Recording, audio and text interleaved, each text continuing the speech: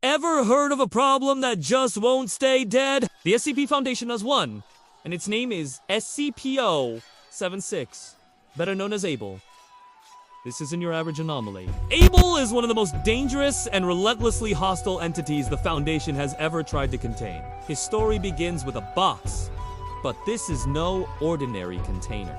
SCP-0-761 is a massive, intricately carved stone cube about 3.5 meters on each side. It's made of a material so tough, nothing has been able to even scratch it. Inside this cube lies a stone coffin, and inside that coffin is where the real trouble begins. This entire structure serves a single, terrifying purpose: to resurrect the entity known as SCP-0-762, or Able. Able himself appears as a somatic man in his late 20s, covered in intricate tattoos depicting arcane and demonic scenes. But don't let his human form fool you. When Able awakens, he enters what the Foundation calls a rage state.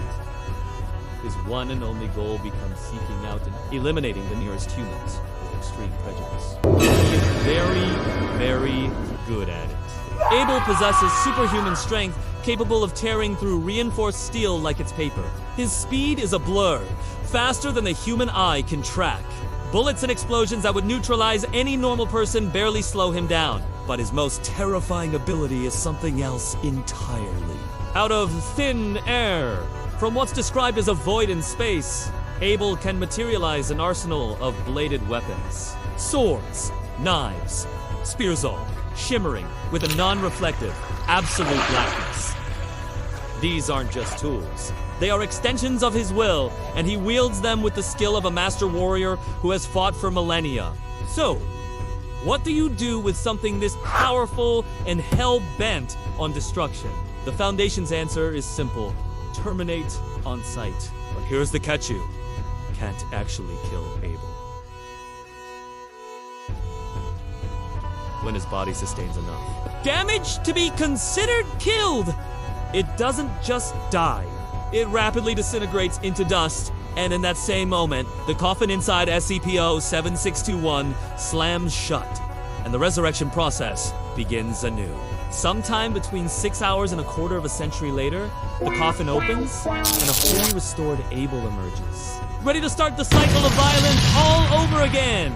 This cycle of death and rebirth makes containing him a logistical nightmare. The Foundation's current procedure involves a 50-meter deep containment area, submerged in water, to slow him down should he breach.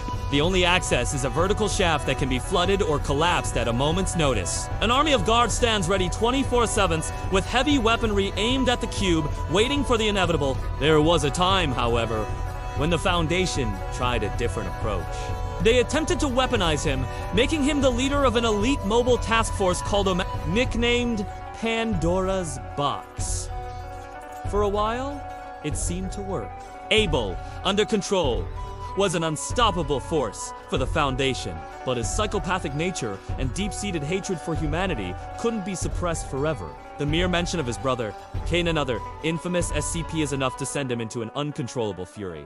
Predictably, the Omega-7 project ended in absolute disaster. Able initiated a massive containment breach, resulting in countless casualties and the complete dissolution of the task force. It was a brutal lesson.